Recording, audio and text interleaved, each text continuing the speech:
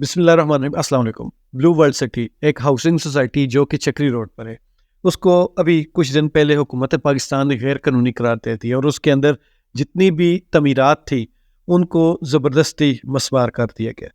اور اس کے جو این او سی کا پرابلم تھا وہ تو جو تھا وہ ٹیکنیکل چیزیں، مجھے پراپرٹی کے بارے میں کوئی اتنی خاص ایسے چیزیں پتہ ہے نہیں، لیکن جب اس کے بارے میں خبریں سن رہا تھا تو اتنا تو ہر پاکستانی کو پتہ ہے کہ اس ملک میں ہمیشہ جب بھی کوئی بھی کرائسس ہو، کوئی بھی مسئلہ بنے تو پستہ غریب آدمی، جو غریب انسان ہے وہی نقصان اٹھاتا ہے. جو بڑے بڑے لوگ ہوتے ہیں، بڑے بڑے مگرمچھ ہوتے ہیں، وہ غریبوں کے کندھوں پر پاؤں رکھ کر آگے نکل جاتے ہیں. غریب جو ہوتے ہیں وہ وہیں کے وہیں دھنس جاتے ہیں، دفن ہو جاتے ہیں.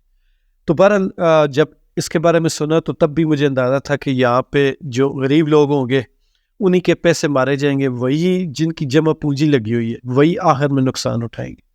ایسے ہی ہوتا ہے جتنی بھی ہاؤسنگ سوسائٹیز ہیں. اس سے پہلے اسلام آباد میں 2-3 بار جو کچی آبادیاں تھیں ان کو مسمار کیا گیا، ان کو زبردستی ہٹایا گیا، تو لوگوں نے وہاں بھی بہت احتجاج کیا. اور لوگوں کو جو وہاں ہم دیکھتے ہیں نا روتے ہوئے، تو یقین مانے بہت دل دکھتا ہے. میں ہمیشہ سے ایک موقف رکھتا ہوں، جب بھی کہیں پہ کوئی ہاؤسنگ سوسائٹی بنے یا کوئی کچی آبادی آباد ہونا شروع ہو، تو جو بندہ وہاں پہ وہ آبادکاری کرواتا ہے اصل مجرم وہ بندہ ہے. اب دیکھیں اسلام آباد میں جب بھی یہ کچی آبادی کے خلاف آپریشن ہوا تو وہاں پہ جتنے بھی لوگ جھگی بناتے ہیں، کچا گھر بناتے ہیں یا کچھ بھی وہ کرتے ہیں تو وہ کسی نہ کسی کو پیسے دیتے ہیں. تو جو بندے وہ پیسے لیتے ہیں اصل قصوروار اور مجرم وہ لوگ. اب یہ ہاؤسنگ سوسائٹی جو بن رہی تھی اس پہ مطلب یہ راتوں رات یہ کھمبی کی طرح نہیں نکل آئی کہ کل ایک خالی پلاٹ تھا اور صبح وہ ایک ہاؤسنگ سوسائٹی اس پر بن گئی. ایسا نہیں تھا. یہ بہت پرانی ہاؤسنگ سوسائٹی چل رہی ہے، لیکن میرا چونکہ یہ موضوع نہیں تھا، نہ ہی مجھے پراپرٹی کے بارے میں کوئی زیادہ ایکسپیرینس ہے، اس وجہ سے میں اس موضوع پر بات نہیں کرنا چاہ رہا تھا. لیکن ابھی تھوڑی دیر پہلے میں نے ایک انٹرویو دیکھا انہی کے جو بلو ورلڈ سٹی کے آنر ہیں جی چودھری سعد نذیر نام ہے ان کا، اور ان کی پریس کانفرنس تھی. تو اس پریس کانفرنس میں وہ جتنا بھی یہ پچھلے 4-5 دن کا ایک بنا ہوا تھا کہ موجودہ جو نگران حکومت ہے انہوں نے یا جو ادارے ہیں انہوں نے ہاؤسنگ سوسائٹی کو غیر قانونی قرار دیا، اور انہی کی نگرانی میں وہاں پہ جو غیر قانونی تعمیرات تھی ان کو مسمار کیا گیا. تو یہ پورا ایک سینیریو بنا ہوا تھا، یہ ایک پوری ایک پکچر تھی.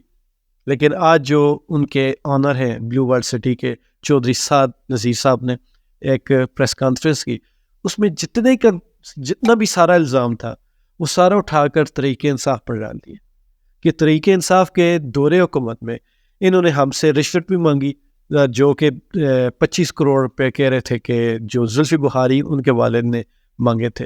اور وہ بھی جو ارطغرل ڈرامے کا ایک ایکٹر تھا، انگن الطان کوئی اس طرح کا نام تھا اس کا، تو اس کو بلوانے کے لیے اور اس کو این او سی دینے کے لیے. تو بہرحال اس کے بعد انہوں نے الزام لگایا کہ جو پنجاب کے وزیر اعلیٰ تھے عثمان بزدار، انہوں نے بھی ہم سے پیسے مانگے تھے این او سی کلیئر کرنے کے لیے. تو یہ ساری چیزیں ہو رہی تھی. اب دیکھیں جہاں پہ 2 باتیں یہاں پہ، ایک جو علیم خان عمران خان سے ناراض ہو کر گئے، وہ کیوں ناراض ہو کر گئے؟ ان کی سوسائٹی کو بھی این او سی نہیں دیا گیا. اس کے علاوہ بھی مطلب کہ عمران خان کے دور حکومت میں کوئی کہے کہ کسی بھی غلط جو غیر قانونی سوسائٹی تھی اس کو این او سی دیا گیا ہو اور باقی مخصوص لوگوں کو نہ دیا گیا ہو، پھر تو بات بنتی ہے. عمران خان کے دور حکومت کسی کو بھی غیر قانونی سوسائٹی کو این او سی نہیں دیا گیا. یہی سب سے بڑا ثبوت ہے. علیم خان اسی وجہ سے ناراض ہو کر گئے. اب جو چودھری سعد نذیر الزام لگا رہے ہیں کہ تحریک انصاف والوں نے ہم سے این او سی کلیئر کرنے کے لیے رشوت مانگی. پہلی بات، آپ نے وہ رشوت دی؟ اگر نہیں دی تو پھر آپ کے خلاف کون سا ایکشن ہوا؟ تحریک انصاف نے اپنی دورے کو نے آپ کے خلاف کوئی بھی آپریشن نہیں کیا. اگر آپریشن نہیں کیا تو اس کا مطلب ہے کہ تحریک انصاف اس میں شامل نہیں ہے. اور مان لیا اگر تحریک انصاف شامل ہے بھی تو 16 مہینے جو ہماری پی ڈی ایم کی حکومت تھی وہ گزرنے کے بعد، اب 2-3 مہینے نگران حکومت کے گزرنے کے بعد جب آپ دیکھ رہے ہیں کہ نون لیگ پھنسی ہوئی ہے، تو اس موقع پر تحریک انصاف پر الزام لگانے کا کیا مطلب؟ میں تو اس کو بالکل ویسے ہی لیتا ہوں جیسے عمران خان کے خلاف پریس کانفرنس کر کے آپ کو ساری سہولتیں ملتی ہیں، آپ کے سارے گناہ معاف ہو جاتے ہیں. اسی طرح شاید یہ بھی ہو سکتا ہے کہ آپ سے یہ پریس کانفرنس کروائی گئی اور اس پریس کانفرنس کے بعد آپ کی ہاؤسنگ سوسائٹی کے سارے این او سی کلیئر ہو جائیں. یہ ایک طرح کی اسی کے ریلیٹڈ پریس کانفرنس لگ رہی جو کہ طریق انصاف کے خلاف کی جاتی ہے، پھر آپ کو ساری سہولیات مل جاتی ہیں، آپ فرشتے بن جاتے ہیں۔ یا یہ بھی ایک بات یاد رکھیے گا، یہ جو چودھری سعد نذیر ہے اور ان کے ایک اور پارٹنر ہے، یہ نواز شریف سے ملتے رہے ہیں اور ان کا نون لیگ کے ساتھ کافی گہرا تعلق ہے۔ پھر ان کے جواب میں انہوں نے یہ بھی کہا کہ ہماری تصویریں تو عمران خان کے ساتھ بھی ہیں۔ اس طرح کے جتنے بھی بڑے لوگ ہوتے ہیں ان کی سب کے ساتھ تصویریں ہوتی ہیں، لیکن وہ کس کی لائن پر، کس کے نظریوں کو لے کر چل رہے ہیں، اصل بات یہ والی ہوتی ہے۔ ان کا جو نظریہ ہے، ان کی جو لائن ہے، وہ پی ایم ایل این کے ساتھ ہے۔ تو آیا اب اس پوری ویڈیو کا جو لب لباب ہے، ون لائنر اگر میں یہ کہوں تو یہ جو غریبوں کے ساتھ ظلم ہو رہا ہے، یہ نہ عمران خان کر رہا ہے نہ کوئی ادارہ کر رہا ہے، یہ اصل میں نون لیگ کر رہی ہے۔ یہ سیاسی جھگڑا ہے، عمران خان کو بدنام کرنا ہے، اور اسی کے نتیجے میں جتنے غریب لوگ پس رہے ہیں، جو غریب لوگوں کا نقصان ہو رہا ہے، جن کی ساری زندگی کی جمع پونجی ضائع ہو جائے گی، یہ وہ لوگ صرف اور صرف نون لیگ کی سیاست کی بینچ چڑھ۔ تو دوستو، میرے بھائیو، آپ بھی اپنی آنکھیں کھولیں، یہی وہ مافیا ہے جس کے خلاف عمران خان لڑ رہا ہے، اور یہ وہ والا مافیا ہے جو ساری زندگی آپس میں لڑتے رہے، لیکن جب دیکھا کہ عمران خان کی شکل میں ہمارا ایک بہت بڑا دشمن پیدا ہو گیا تو یہ سب اکٹھے ہو گئے۔ ان سب نے سیاست میں گالی دینا ایک الگ بات ہے، ان سب نے ذاتیات کی حد تک جا کر ایک دوسرے کو گالیاں دی تھی، ایک دوسرے کی، وہ جو پنجابی میں کہتے ہیں نا ماں بہن کرنا، انہوں نے ایک دوسرے کی ماں بہن کی ہوئی تھی۔ وہ لوگ آج اکٹھے ہو کر بیٹھ گئے، تو آپ لوگ جو عام پاکستانی، وہ کب اکٹھے ہوں، وہ کب آپس میں اتفاق سے بیٹھیں گے؟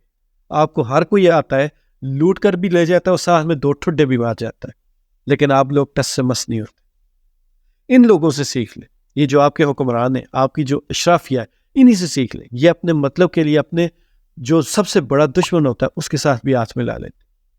تو آپ کو اگر اپنے ملک کو بچانا ہے تو آپ کو آپس میں اتفاق سے رہنا پڑے گا، آپ کو ایک دوسرے پر اعتبار کرنا پڑے گا، آپ کو سب کو پاکستانی سمجھنا پڑے گا اور سب کو ایک دوسرے کا بھائی سمجھنا پڑے گا، تبھی آپ اس ملک کو اس مشکلات سے نکال سکتے ہیں۔ اگر آپ اب بھی یہ بٹے رہے کہ یہ سندھی ہے، بلوچی ہے، پنجابی ہے، اردو سپیکنگ ہے، یہ پنجابی سپیکنگ ہے، اس نے زیادہ کھا لیا، یہ فلاں صوبے نے زیادہ کھا لیا، اور یہ فلاں پارٹی کو مانتا ہے، یہ فلاں فرقے کو مانتا ہے، یہ فلاں مذہب کو مانتا ہے، اگر انہی جھگڑوں میں آپ لگے رہے تو پھر ساری دنیا تو آگے نکل گئی۔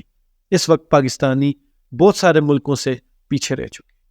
اب وہ کہتے ہیں نا کہ اچھے جیسٹر کے طور پر، اچھی گمان کے طور پر آپ ہمیشہ اپنے سے نیچے کو دیکھیں۔ اب اس وقت جہاں پہ اب پاکستان کھڑا ہوا ہے، دیکھیں ہم سے نیچے کتنے ممالک۔ میں نہیں سمجھتا کہ کوئی بھی ایسا ملک جو قابل ذکر ہو، جو بڑا ملک ہو، جس کا کہیں پہ نام ہو، وہ ہم سے نیچے ہو۔ اب ہم تقریباً سب سے نیچے آ چکے۔ تو ان ساری پرانی چیزوں کو چھوڑے اور صرف اتفاق، پیار، محبت اور اپنے ملک اور دین کے لیے سوچیں۔ خوش رہیں، ایمان والی زندگی پائیں۔ اللہ تعالی ہم سب کا حامی ناصر۔